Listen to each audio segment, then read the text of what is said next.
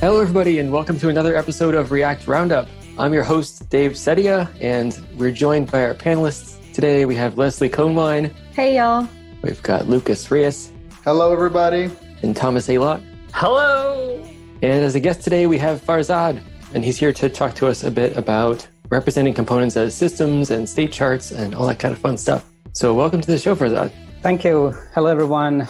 Such a great feeling to be on this podcast. A lot of good people who I follow on Twitter are here, my heroes. Well, thanks for being here. One of the things that I find that we talk a lot about at the different conferences and the different things that I'm working on is open source software. And a lot of people have a lot of ideas around open source software, but we don't often think about the people who are building it and trying to maintain it. I had a friend, John, who came to me. He's been a guest on JavaScript Jabber a couple of times. He came and he actually said, "Hey, Chuck, I wish there was a show about sustaining open source." That really hit me where I live. And I have a few other friends who are working on projects related to this. So we all got together and we put together a show called Sustain Our Software. You can find it at sustainoursoftwarepodcast.com. It's a place where several people who are passionate about open source come together and have conversations about how it can be sustained and how it can be maintained and what we can do to help these maintainers continue to deliver us value that we build our software on. Most of the software we're building is based on open source, and so it's important to us to have that maintained and have it taken care of. Come check it out. It's been really interesting to listen to the conversations that they're having from people who are working in it all the time and just hear what they have to say about it. Once again, that's at sustainoursoftwarepodcast.com. Could you tell us a bit about your background and like how you became a developer and how you got into this all? Sure. It's actually quite an interesting story. Coming from an academic background, I was studying astrophysics and aerospace engineering back in college. I was kind of a nerd. Very cool. Yeah. Then I dropped out of college on the last semester because I kind of figured out that this is not the path I'm going to take for the rest of my life. Although I was really passionate about being an amateur astronomer and observing the night sky, which I am still passionate about. But I figured that programming in general is something I'm more passionate about to take as a career in my life. So I dropped out of college and started self-teaching myself on web on how to do programming, especially web programming. I took services such as Codecademy and stuff to learn programming. And I think it was around 3 months after that when I did enough to apply for a job as a web developer in a company back in Iran. I'm originally coming from Iran, by the way. Well, surprisingly, I got that job. It's been almost 6.5 or 7 years since that happened. And this is in the whole my career, I've been mostly a front-end developer working with JavaScript and TypeScript, but I'm passionate about all the clients. I go far out of my comfort zone, usually trying out new ideas and stuff. But as long as JavaScript goes on different clients, I go as well. Cool. So I have one quick question regarding your background. Aerospace engineering sound like the coolest thing ever. So yeah, but yeah. So you mentioned you were more in the academia, but did you have any contact with practitioners of aerospace engineering, and how did it compare? Okay, so I should have clarified it before I mentioned that I was studying aerospace engineering. I was passionate about night sky and observing it and learn how stars and galaxies work in general. And I've been always passionate about physics. That's why I started studying those college materials when I was back in high school with one of my friends. And we applied for the student Olympiads that time, got a silver medal. That's exactly why I took aerospace engineering as a major in college, which later on I figured out this is more not aerospace, but air. More on the air side rather than the space side. All right. Oh, yeah. I can see how that name is kind of misleading, actually. Yeah. Yeah. Well, there's space on Earth too, right? It's just filled with air. Yeah, true. That's interesting. And then you mentioned you became a software developer. You started working with UIs. And then we watched a couple of your talks that you mentioned about sharing behavior. Can you talk a little bit more about that and how these ideas started populating your mind? Since I was most of the times working on the client side, on mobile and on web and even some desktop experience, when you work on different clients, you gradually figure out that, hey, most of the logic you're implementing is just repeated and repeated between different platforms. And It would be super nice if we had a way that we could share this logic, especially because the components that you render and the components that develop for those clients are mostly kind of similar to each other, but the logic is not usually portable. So the problem is most of the times you see that this is a repetitive task, but you can't find a practical way to share this behavior and logic per se. That has different reasons. One of them can be because of the partial implementation of the standards in different platforms, such as browser problems that we have these days. But I saw this, but I couldn't find a good way to communicate this, and I wasn't smart enough to find a practical solution for this. Until I found a very interesting article from David Khurshid about the state machines used in JavaScript and specifically used for developing UI. It just rang some bell. I knew that I know this stuff, but I couldn't see it before reading that article. It was so aligned with the philosophy and my thought path. So I just followed it, and everything started from there. Yeah, we had Dave on, and it's really inspiring. Yeah, his talks about state charts and stuff. Yeah. So one of the things I always struggle with, right, is like how to actually use these things practically. Could you maybe talk a little bit about how you've actually kind of gone from the big idea of a state machine or state charts and then actually put that into applications that you're building? Sure. I'm pretty sure that most of the developers these days are working with JavaScript for developing UI, and they're mostly working with React, I guess. People are familiar with the idea of how Redux works and what's like the architecture of managing state on the front end side. So when you talk about the state machines and the state charts, usually when you search it online, you find like a Wikipedia article that talks about quintuples, or you seem to find like academic papers that are filled with mouthworthy words. Yeah. You don't usually like, you can't follow, especially for me because I'm not coming from a CS background. But I managed to find a couple of people who were passionate about this, and they wrote some practical articles on different mediums. And like I read them, it was still kind of blurry. I couldn't see the practicality. I couldn't just get up and running with it. I understood the concept, but I didn't know where to start. Then I found Exostate Library, a library developed by David Khurshid for reporting the state chart behavior and using the state machines to develop UI in JavaScript. So let's think about like what is a state machine or a state chart from the beginning. A state machine, well, from an academic background, it's a model for computing something. It's for managing and controlling. It's about taking over branching and managing a finite amount of states declaratively, not imperatively. It's not clear from that definition. So what I like to think about the state machines is that they are a black box that you give them some input, and you tell them, if I gave you this input, this is how you're supposed to behave, and I'm kind of expecting these sort of outputs. If you think about it, this is kind of similar to the reducing logic that we're all familiar with in Redux. Yeah, it also sounds a lot like kind of the functional programming kind of philosophy that kind of shaped React from the beginning. Kind of, yeah. I think that's because most of the times this reducing logic and this reducing logic, you can see it everywhere in developing UI. And it kind of rings some bells because it aligns well with the event-driven paradigm that they follow in developing UIs, especially in JavaScript. If you think about the history of graphical user interfaces, people from the time that Alan Kay and his team was developing the first versions of graphical user interfaces in Smalltalk, people have been using event-driven paradigm from that time more than 3 decades. And we still follow that, even though it's 2019 and we have like developed many frameworks. Yeah. Yeah, the event-driven model seems to stick around. And it's interesting to think about those sorts of things sometimes. Like you wonder, if that didn't exist, how would we start from scratch today? Yeah. I think we'd reinvent it. Yeah, we probably would. It seems like it works, I think a lot of it has to do with the barrier to getting started. A lot of people just like, it's really easy to get started with event-driven stuff. It's like, okay, when I click this, do this, okay, boom, done. And that's kind of how like we teach kids how to code from the beginning, is like all the little, baby coding things all start out with, event-driven stuff. And like, I didn't even hear the concept of state machines until maybe a decade into my career. Right. And now I'm still kind of hazy on what is that? Like, I don't want to be the idiot. Like, I have no idea what you're talking about. But I remember like when we had, what was his name? The other guy, Dave? Corsi. Yeah. When we had him on the show, like, I'm sorry, I have to stop you again. Because like, what are you talking about? What is that?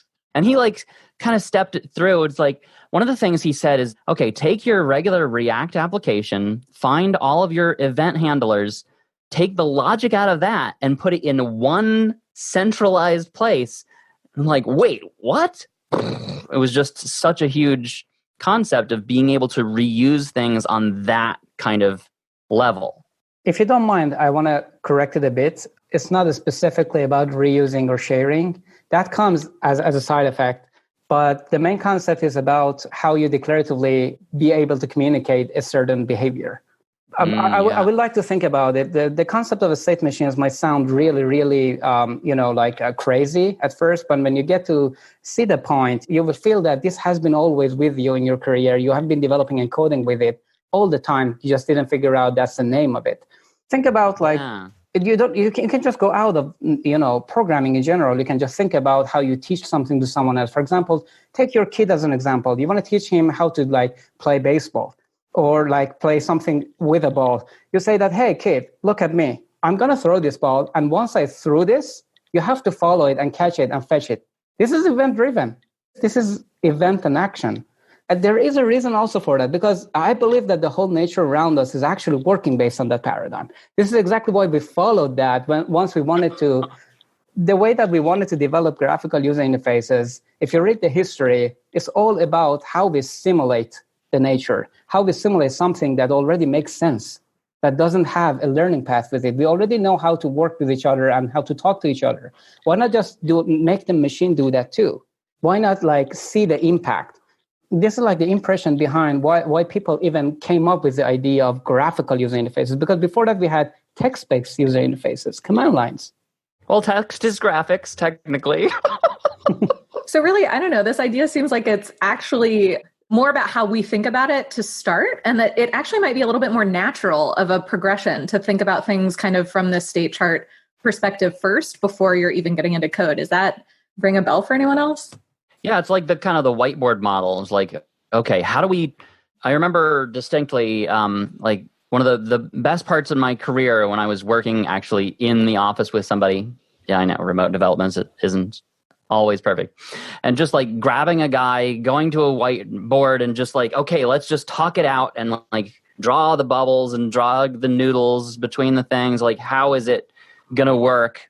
But to be able to take something like that and have it actually be implemented and be able to reason on it separately from the implementation of the UI and the buttons and to be able to actually iterate on that as a piece of code instead of it just being, left in the whiteboard.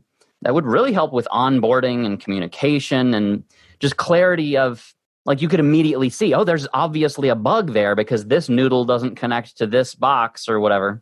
Yeah, it's usually because when you want to model something with the state machines, you have to think about concurrent amount of checkpoints that the code gets there and wants to rest. And then from there, based on different events, can just travel to other states. When you think about them as separate points, then everything just, comes out of light.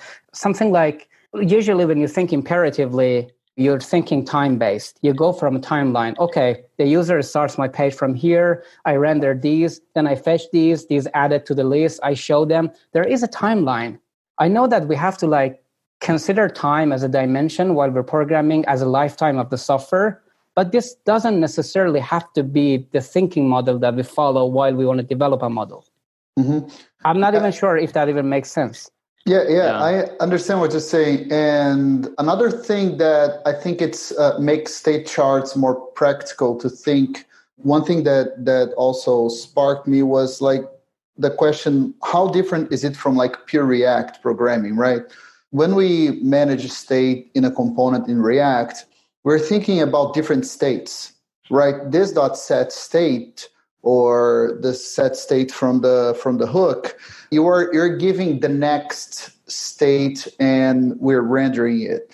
So when we look at the React programming model purely, we're dealing with, okay, so we have these states. When we think in the state chart way, we also think about which actions we treat the actions that will transition from one state to the other. We think of them as first class. So this way we can think about, okay, so my component is rendered and now I have two available actions.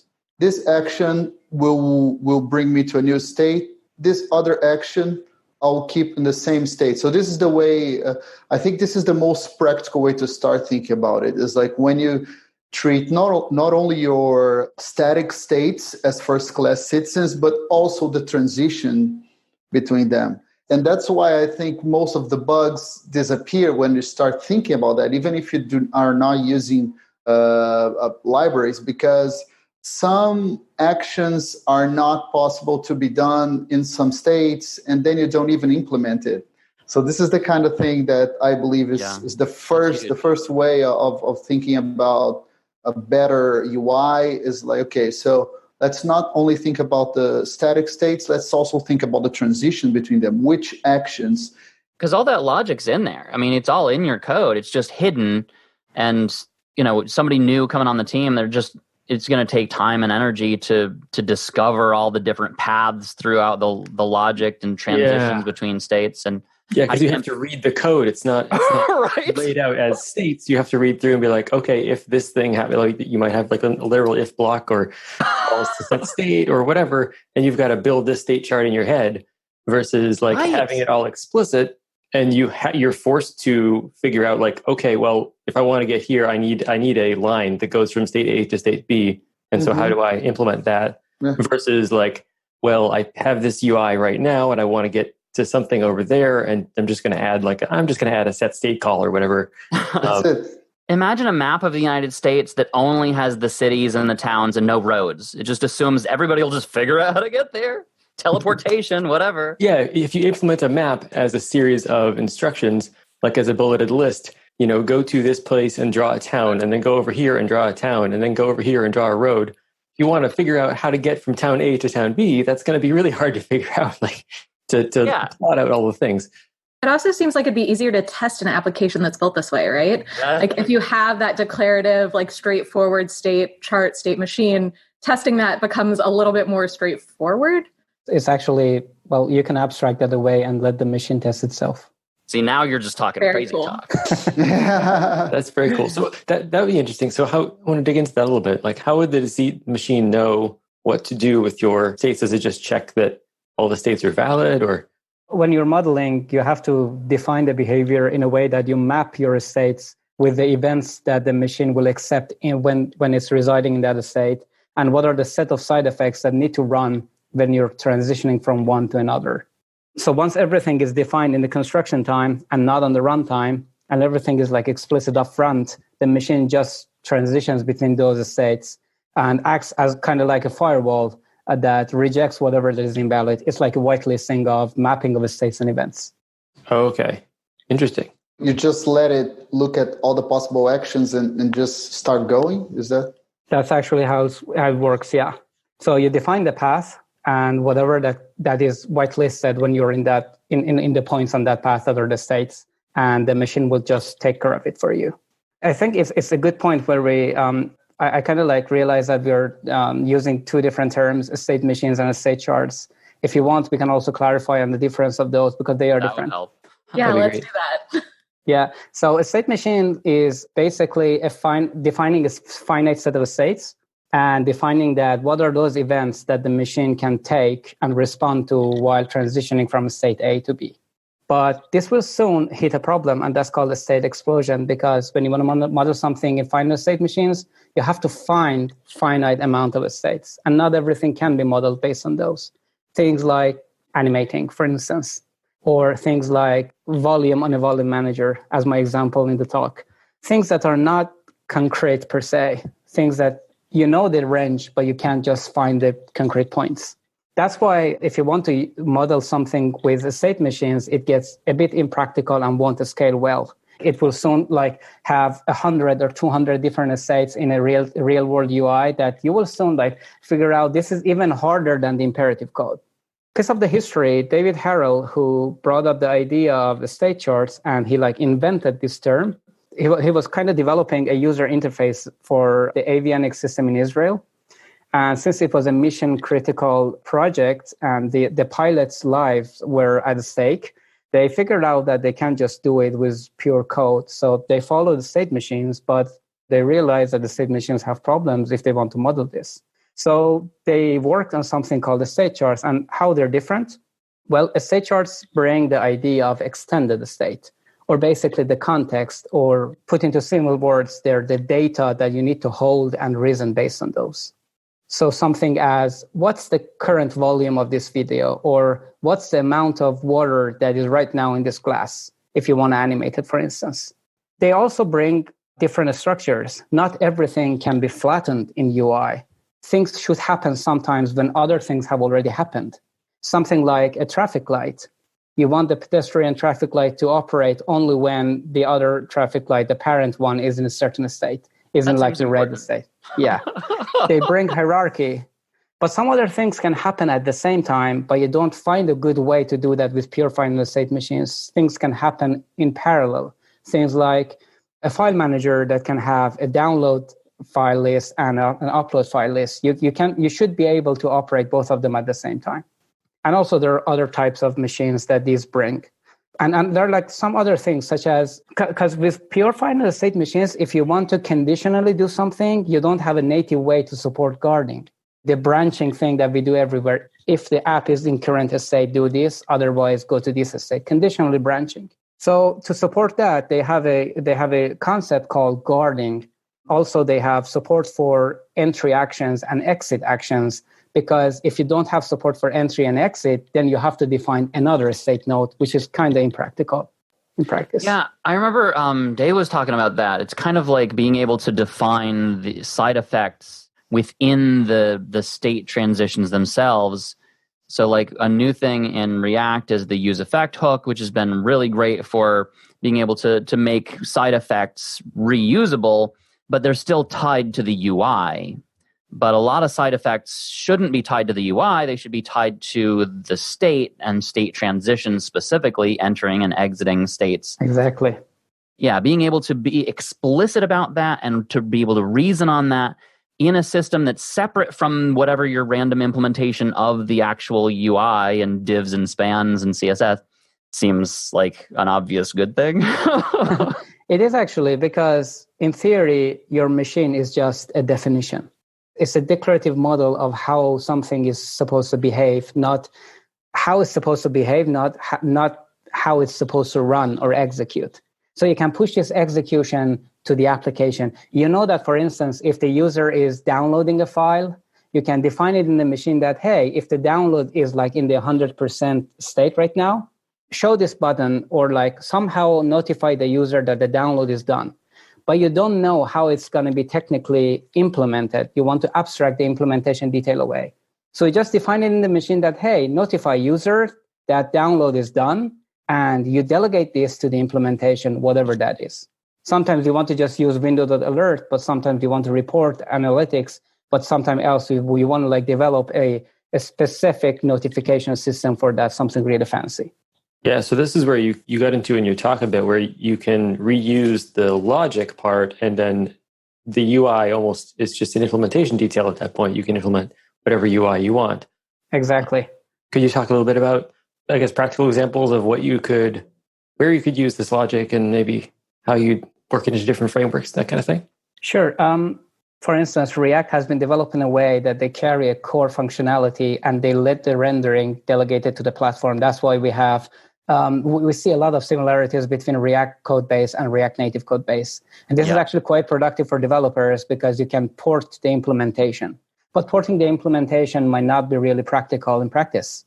What you want is porting the logic and the behavior. You know that if you have like an autocomplete component, it needs to show suggestion, for instance, but you don't know but the different implementation may vary between the platforms. Yeah, like the difference between like DOM and React Native, for example, is like, you know, it's a completely different API as far as like how to create and manipulate UI elements on screen. There's, you know, Android and iOS, and there's a bunch of different platforms. And it's even been ported to like graphic design tools, and having that separation between the definition of the logic and behavior versus the implementation of the actual underlying API has given us so much more freedom and portability that's literally impossible without them. Of course, exactly. But if you think about it, although we're still trying to abstract all this away, we're still tight coupled to the React world. We're still using the internal APIs of React on how to define the state and how to update it. This is still implementation detail, in my opinion. Some people might argue that this is abstracting the logic, and the implementation might not be a very efficient way of developing UIs. But I personally believe that this gives me this opportunity to focus on the logic first, because that's what brings the most of the value of a certain application. If the behavior is broken, user will notice it. But if the implementation is broken, user might not necessarily notice that. This episode is sponsored by Sentry.io. Recently, I came across a great tool for tracking and monitoring problems in my apps. Then I asked them if they wanted to sponsor the show and allow me to share my experience with you. Sentry provides a terrific interface for keeping track of what's going on with my app. It also tracks releases so I can tell if what I deployed makes things better or worse. They give you full stack traces and as much information as possible about the situation when the error occurred to help you track down the errors. Plus, one thing I love, you can customize the context provided by Sentry. So, if you're looking for specific information about the request, you can provide it. It automatically scrubs passwords and secure information, and you can customize the scrubbing as well. Finally, it has a user feedback system built in that you can use to get information from your users. Oh, and I also love that they support open source to the point where they actually open sourced Sentry if you want to self-host it. Use the code devchat at Sentry.io to get 2 months free on Sentry's small plan. That's code devchat at Sentry.io. It's like an investment in the long-term maintainability of something, because you got to think total cost of ownership. So much of my career, the places that I worked and the teams I was working with, and maybe me myself, was thinking way too short term, just not thinking about what is it going to take to maintain this over time. What if somebody new joins the team and adds something? How easy is it to join the team and leave the team and transition and ramp up? And what if I haven't looked at this code in 6 months? And I would say that not only that, you're saying a really good point about communicating with other devs and onboarding, but I believe that having a declarative standard of talking about behaviors means that we can also collaborate and talk with non-devs in a really deep way about our UIs. The business owners and the designers, they're very smart people. And a lot of times they have so much more context on what actually needs to be done than us. So it's really good to have a formal way of bringing the behavior that will actually build to them. And then they start giving feedback that it's objective, not, and well and formal. So I think this is the best part, like showing if you use X state and you created a JSON config, generate one of the visualizations and bring to the designer or the business owner. It's such a rich experience. So I think this is probably one of the most interesting aspects. Indeed, but I would say take a reverse path, let them design the wireframe, and then let your tooling generate that for you. What if we had a prototyping tool that you could just drag and drop and build the pieces of components in the design as Legos that compose together, and the implementation detail for the prototype can be like automatic generating the logic based on state machines, and you could just put it in for example, Xcode and generate the Objective-C or Swift for it. I put it in Android Studio and generate the Android application for it. Shut up and take my money. In that regard, there's actually, there are some movements towards that. I know that one of the core contributors of Cerebral.js, if I am correct in pronouncing that correctly, it's a state management library. One of those people, he is trying to work on something called Overmind, which is a state-first tool that you focus on the state, you define the state based on some spec. It has a formalism language you can just talk to it, and then it will generate that for you for the implementation. For example, you can say that, given that the user in this state, I want to run this side effect and then be able to transition to a state B based on event C, for instance. And the implementation could be generated for the specific JavaScript framework you're working with in your product. I know that people are doing that, and there is a VS Code plugin that right now generates that for you. Okay, I need this link. Yeah, I can find it later and send it over chat so people can use it. There's also this tool by Facebook. I don't remember the name. I've heard of them. There's a heard of Facebook? Yeah. There's a prototyping tool that they built. I don't remember that name. Origami. Yeah, I was involved in that kind of stuff when I was there. Okay, yeah. Well, I know that David was talking about it, that it like takes a patch-based way of composing components in like UI, but as far as I know, this doesn't use state machines. But probably state machines are not the silver bullet and they're not the right path for future. What do we know, right? Yeah, but they're exciting enough to try. I think it's being able to codify those whiteboard diagrams basically, and being able to shop those around to the designers and the business owners and everything. And incrementally too, right? It's not something you have to like go rewrite your whole app. It's you could just do it on the next feature, right? It's like anything. It's like the best tool for the job. And if you don't know of all the tools that are out there, you're going to try and hammer curly nails because you don't know about a screwdriver. I've never actually used XState in production in my job, but I've already created 2 or 3 complicated components that I talked in a state machine way in the documentation and in the PR and in the comments. And this was already like a big game to me. Like even the use reducer that I used inside the component was like in a state machine-esque style. That was already like very productive to me. So I think that just like go read and learn.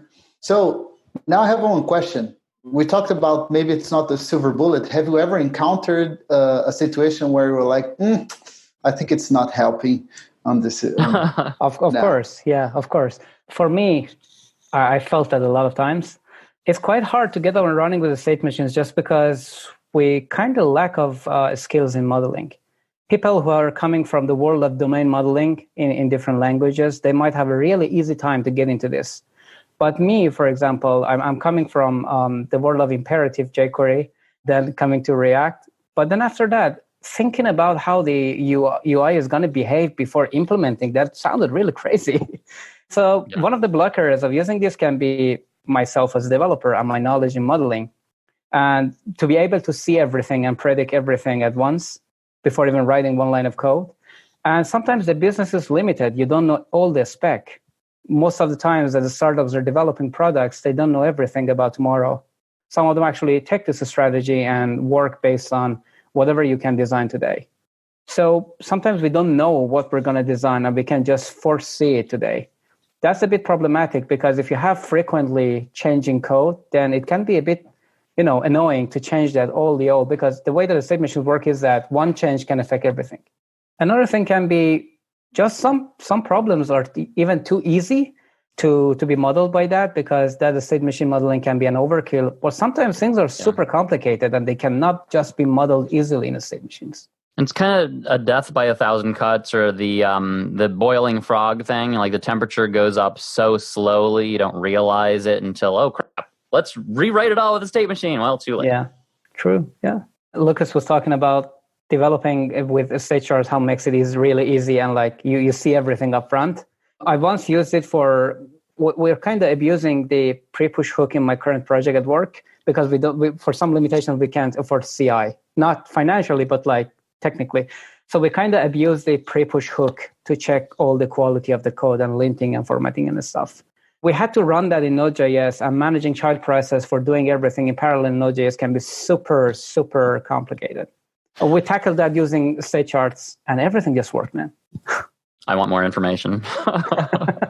So basically, what we did was that we thought about different processes, and instead of like subscribing each of them to each other and then thinking about cleaning up and thinking about how they're going to behave together, we thought about what sort of a states the CI tool can be in, and what are the whitelisted paths that it can take in order to like finish the job.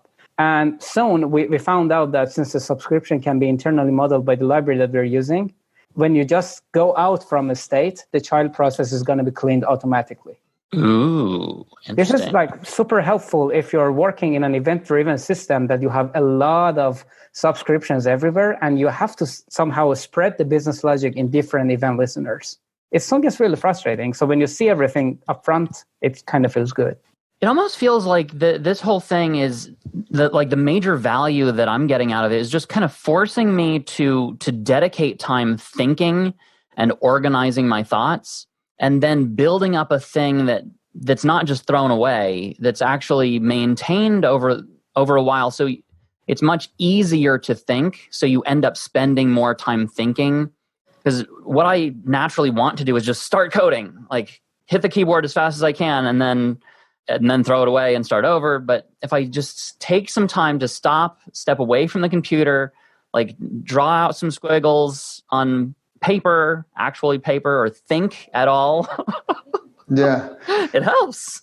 We need to understand the problems that we're solving, and we need to understand the solutions that we're trying to apply.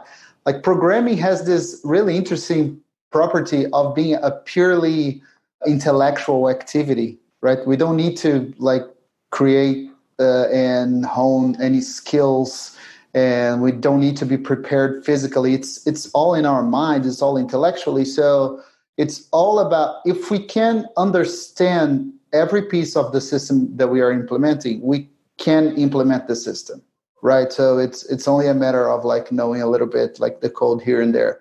So I think that these are like tools that help us understanding our problem and understanding the solution that we're proposing. And even before we start touching the keyboard, we can find some flaws in our solutions. We can find, oh my God, I didn't think about 3 different screens that I need to have, and it was like obvious. Or maybe I did not think about what's going to happen after the user clicks the submit button. What's going to happen to this modal? What's going to happen to the data in the screen? So it just seems like this is something that is putting your thoughts on the front line, and you just need to think about them. And reminds me of other ways and other tools. Like I know you mentioned Elm too in your talk. It's like having a strong typed language compiler. It's also a little bit like that. It's like it's just tools that are trying to make us thinking about the problems of the solutions and in our minds. Exactly. You're like decoupling the abstract behavior from all the rest, right? From the design, from the integration, from all of those other pieces. Exactly. It's not just about writing, though. Like it's a very valid point that you have to write something that you have like you can tame and you have the full control. But it's also about maintaining. Building softwares are usually easy. Maintaining them is super hard. You have to be able to deliver new features. You have to be able to understand it 3 months from now. How can you follow that easily? We tend to write tests not just because we want to test the software, but we want to avoid breaking them. And we tend to write documentations just because we want to figure out what we were thinking at that moment 3 or 4 months from now. And we have to, ironically, keep documentation, testing, and the code in sync. And this is impractical. Yeah, it makes a lot of sense. Yeah, myself from 3 months from now usually hates myself today. It's like, why did you do this? Why I don't understand what's happening here. You still have a really long threshold. My threshold is 2 hours. The definition of legacy code is code that I did not write this hour. True. I couldn't find a scientific proof for this, but I'm just going to go on and say it. I think as human beings, whenever we're learning something, we have to push a finite amount of data in our mind and consider everything. So once it's like a finite capacity. When you think about line 31, you have to throw over line 1. So you can't just consider everything at once. So you cannot be able to reason about it all the time. You need a better way, a formalism to think about it. And it's just watching something happening is just way easier than reading something. It's almost like it's like leverage for thinking. Like a physical lever lets you lift heavier things. A lever for thinking lets you think more complicated thoughts, kind of like an order of magnitude more complexity that you can manage. It's like a superpower for thinking.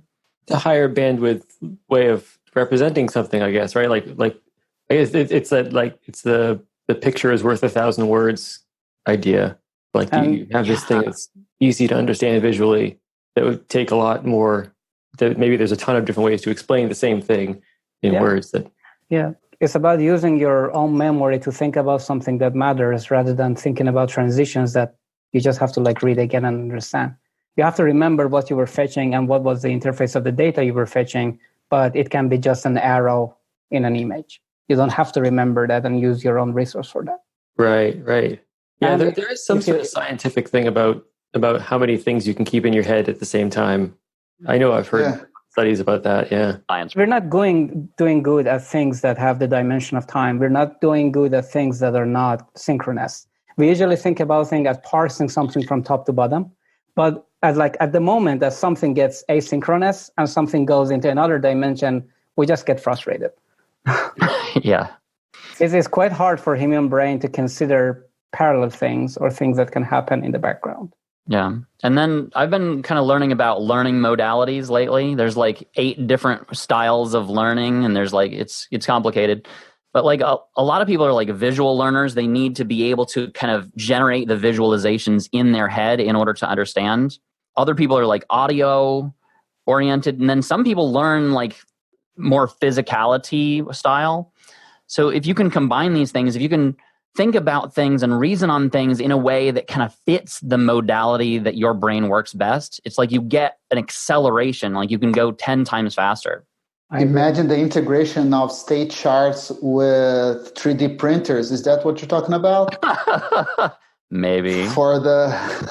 There's my startup idea. I'm looking for the Galaxy brain. Yeah. So every time we have something that is really complex and our cognitive power cannot understand every piece, which is probably 100% of the software we write, we need to modularize it somehow, right? We need to separate into pieces. So whenever I'm thinking about one piece, I don't need to think about the tails of the other ones, right? So this is what like a good module is. And that's what a good abstraction is too. Like every time I reference one of these modules, I don't need to learn. I don't need to think about the unimportant details. So it's interesting that with React, we have modules of my components. So when I think about one component, I don't need to think about all the other components in the application. State charts is a little bit like modularizing the behaviors, right? It's like I can't think about the behaviors alone without being attached to my component, without being attached to my UI. So it kind of like free my brain that in my case, I probably can think about 2.3 things at the same time, mostly. So it frees my brain to think about, it creates a module of the behavior. So this is good. Whenever we can find something that can isolate a part of the system and I can just think about that, it's really good. Yeah, I totally agree. I think we're kind of on the right path right now with the hooks in React, because we saw the problem with class-based components. We saw the urge for other people's use cases in the community that they need to be able to share the logic and port it to some other components or even some other platforms. So we built hooks.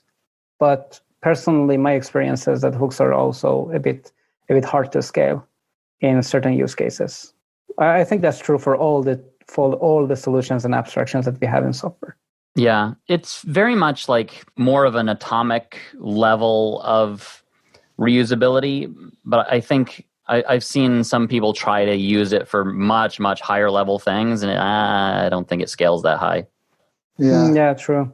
One of my favorite communities to get involved with these days is the Angular community. There are so many great people there. We've had a lot of them on Adventures in Angular over the last several years. And I really wanted to just highlight people and give you a chance to get to know the flavor and the feel of being around some of these awesome people. We've talked to people on the Angular core team. We've talked to people who have organized the conferences. We've talked to some of the co-hosts that I've had on Adventures in Angular. Nowadays, Aaron Frost is running the show and he's doing the same thing. Typically, he's been doing it at conferences lately, which is a lot of fun. But you get to hear what these people are about and why they care and how they get involved with other people in the Angular community. So if you're looking for that connection in the Angular community and a way to really understand the people who are involved in the Angular community, then go check out My Angular Story. You can find it at myangularstory.com.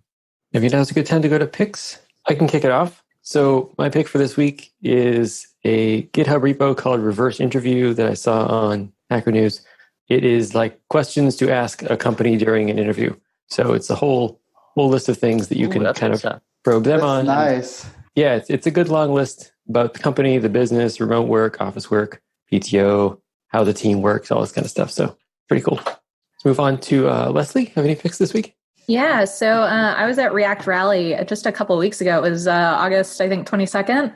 And all the talks are up on YouTube, so highly recommend checking those out. But in particular, on this topic, David Khorshid, who we've mentioned a couple of times, who's David K. Piano on Twitter, gave a really crazy talk that sort of blew my mind about writing pure tests and applying, basically like taking from automation to auto generation was the name of the talk, and like ways to automate the creation of tests when you're using state machines. I need to go watch it a couple more times, but he's a fantastic speaker and it's a great talk. So go check it out. Awesome. That sounds super relevant to what we've been talking about today. It's awesome. Lucas, any picks today? So yes, this week I came across, it's a blog post from Amelia Wattenberger. It's an introduction to D3.js. I've always seen D3.js here and there, and it's always, every time I see like a blog post on it, it's always that how to draw a null kind of thing. So they have like one example that is like really simple, and it's like, I think I got it. And then it's like, so this is what we did, and it's like extremely complicated, and I never follow through since I never had to actually like work with really complicated graphs. But this one is like really well done, and I could really understand like each piece of the tree, and I'm excited to use it in a project. This is the best the tree tutorial I've came across, and her blog post is really good too. Yeah, that's an extremely well done blog post. It's really cool. It's like interactive, and like as you scroll, the animations happen, and like you can see all the code for everything. It's great. Yeah, it's great. Definitely check that out. Yeah, and it was good to actually understand why the tree exists. That's probably like the most interesting part. Cool. Thomas, any picks this week? Yeah, I've been trying to get into machine learning for a long time, but I recently had a pretty big breakthrough. There were some talks done at Google I/O 2019. There's one in particular, a machine learning 0 to hero, and kind of that whole series there really just made it so much clearer, like how to get started with it, how is it actually usable, and what is it good for. I thought it was very interesting. Apparently there's like, you can do machine learning stuff with JavaScript now. You know, what a time to be alive. Very cool. Farzad, do you have any picks this week? Yeah, actually, I'm not sure how practical it is for other people, but I always had problem trying to optimize things that are really like heavy in terms of computation and running frequently in JavaScript. There are like different techniques like throttling and debouncing, and I always have problem finding the difference between those. So I found a really useful link that visualizes this for you when you're scrolling in a certain div. It's quite interesting if you want to like see everything visually, see the difference and like which one is for you. And another one is an amazing article written by one of the co-founders of Stack Overflow.